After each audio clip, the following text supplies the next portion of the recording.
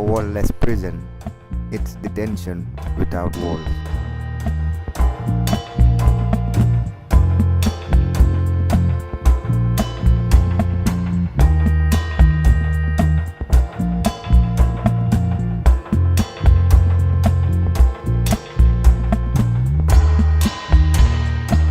I have a life in there.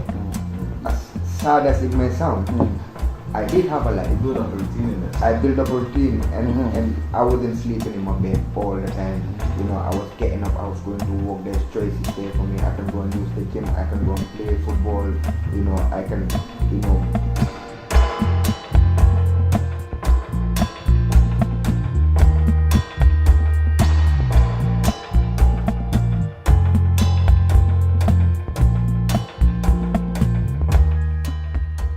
You're a prisoner in your own house. Exactly. You're basically in prison, but you're out here.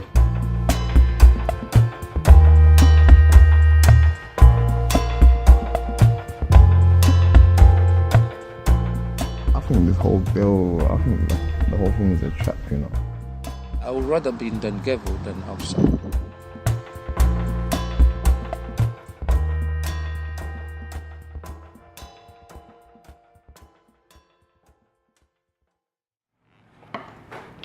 Who are you? Who am I? A sister and a daughter and a friend, and it's been great to be part of this group and feel like we don't have the normal barriers and boxes around us. And I also would call myself an activist. I want to work for positive change in the world, and I try to do that through research, through studying, but also through smaller actions and moments where I listen and I really try to understand people who are different from me. And I really like cooking and eating big meals with lots of people. You're a people person. Yeah, I'm a people person. To whom it may concern. Subject: Detainee after detention. The operational guidelines governing detention state that the aim should be to remove people within a realistic timescale. But some people are released, and the post-detention factors are stress amongst children and adults experiencing anxiety of whether they'll be able to settle or not, and the whole process of application, fear of deportation, the sense of loss of status, and dependency on one's family, perhaps independent, requiring no support, but in crowded or poor housing, racism, the struggle to access health and schooling. But if they were helped to integrate into society and allowed to work instead of deportation, they could prove to society how good they are. Whilst government and the media have a duty to inform public opinion, it is their duty also to use language and statements of fact that do not encourage abuse of refugees and immigrants. Anyhow, when I say this letter probably won't change any of that, but I'm aware of the little impact my humble self can have, nonetheless. Thanks. John. I'm from West Africa, and I've been in this country for over 10, 15 years now.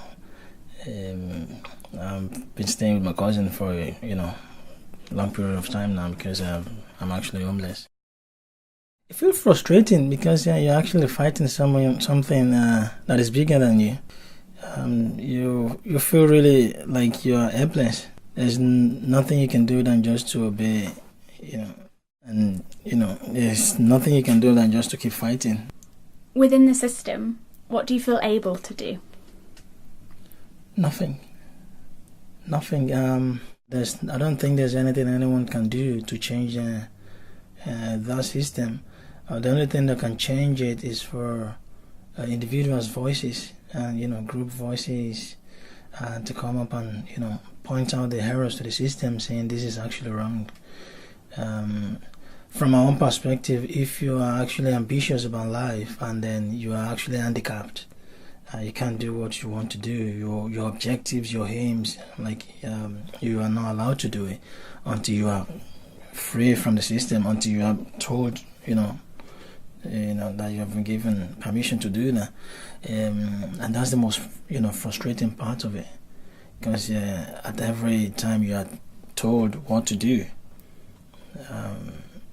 and if you go beyond that, that's it's like I would like to see more of the mainstream media to point out the real facts about the system, especially the immigration and asylum system.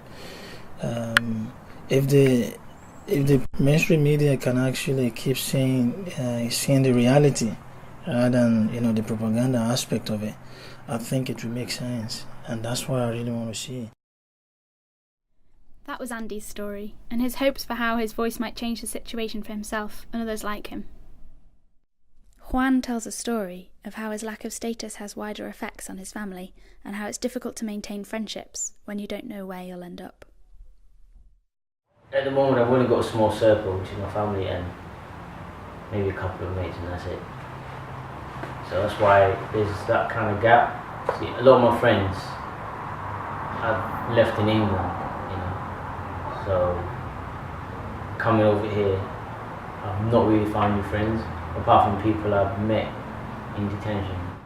My current situation won't let me be who I want to be, because there's a few barriers, Some people rely on me.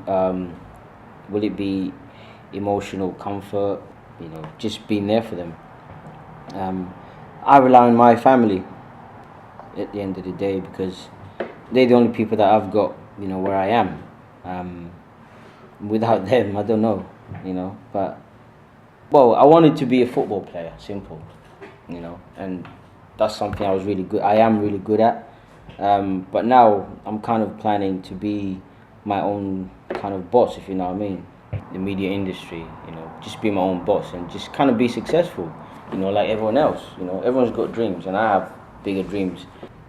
It'll be a massive boost if everything pans out the way it should, that I'm hoping for. But it's kind of like a waiting game. But yeah, don't want to be up and down with paperwork all my life, if you know what I mean. So yeah. Sean arrived in the UK when he was under 10 years old. His story is about how a mistake as a teenager continues to haunt his life. When I got released, you might as well say they just told me here's an address, find your way there. That's basically what happened. In my head, the whole time I was in detention, I was kind of, it's like you're making them sort of mental plans, even though they're not set in stone. You're like, I'm gonna come out, I'm gonna change my life, I'm gonna get a job. And then when you get released, you're like, yeah, let me put my plan to action, and they kind of tell you, whoa, you can't work. So now you're confused, like, whoa, like, what am I gonna do? I've got 24 hours in a day, what am I gonna do? I don't think my wrongs sort of justified taking near enough a third of my life. And that kind of time, that's something that you can't get back. Sometimes I phone my family that, and I don't want it to be a thing where every time they see my number, they're thinking, you want something or you need something. And at the same time, even to ask someone for something, it doesn't really, I don't know, me, I've got too much pride sometimes. Because in that way, like, that can break a family really and truly. Like, if someone's kids live on one side of the country and you put them on the other side, reality is sooner or later, their relationship is not going to last. I don't know if immigration do that on purpose, knowing that's what's going to end up happening, or it's just a mistake. I don't know, but to be honest, I don't think there's anyone that's been in detention that's 100% alright in their head. It has to affect you somehow. And me personally, I don't know, you could say I'm a coward in a way, because any situation now, even for me to see a police officer walking down the road, I'm just panicking, going in my head, I'm thinking, I don't want to end up where I was before. Even if I haven't done something wrong, like, what? Even for me to walk with someone, in my head I'll be looking at them like, right, I wonder if he's done anything. I'll be kind of, it's like, not panic attacks, but similar, I guess. Like, from when I was in detention, I sort of started sleeping a lot during the day just to sort of avoid interacting with most of the officers and that. I guess in a way, I kind of saw it like officers and detainees, you can't be in the middle, you have to pick sides. Outside detention, fair enough, you've got everything you need. Like, even in the middle of the night, you can wake up and say, let me go to the shop. But the reality is, if you've got no money and you can't work, what's the point of having a shop? Rather than fences and gates, it's more of a sort of mental incarceration, really and truly. Because everything's right there in front of you, but for you to actually have access to it.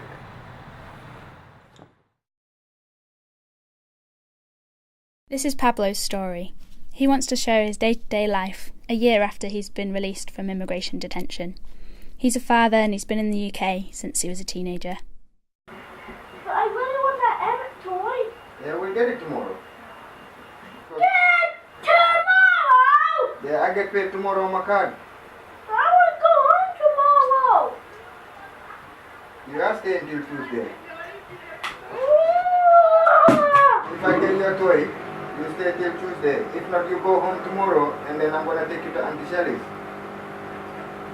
Ah, It's up to you. that's it! Stop shouting. I want a toy! Stop shouting. I've just told you. I don't have the money. If I had the money, I would get it for you. I don't have the money. I'm not allowed to walk. I told you, didn't I? We had this conversation earlier, and now you said we're talking about the same thing again. Huh?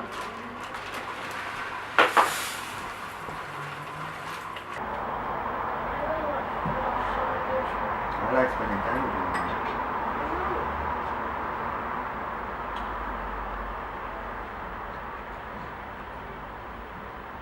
When you go home, it's gonna be like boring for me. Really boring.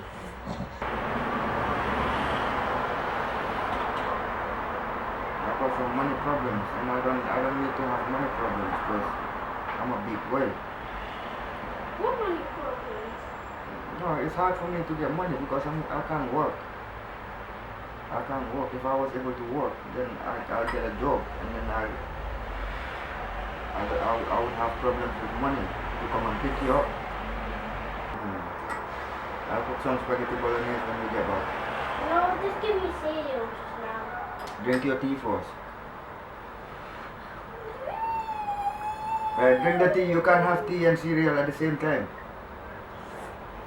Guess what? I just want cereal. I'm not going to drink any tea when I'm having cereal. Yeah, I'll make you some cereal then. You don't drink tea when I got cereal. Right. This disgusts me. Yeah. Yeah, just give me.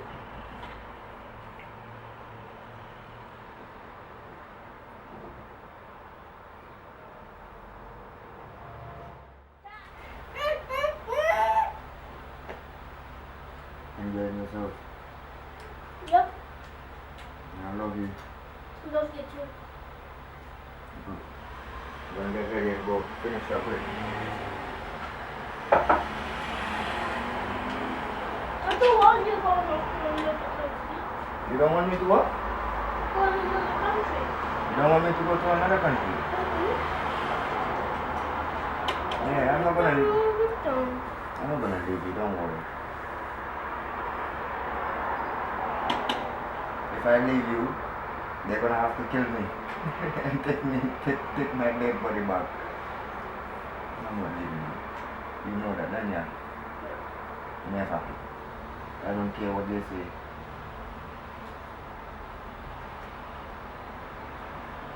Yeah? We have a life as well, don't we? And we love our life. We have fun. We struggled, but when you come and see me, we still have fun, don't we? Yeah. So imagine if life was a little bit better than what it is now. You'll be very happy.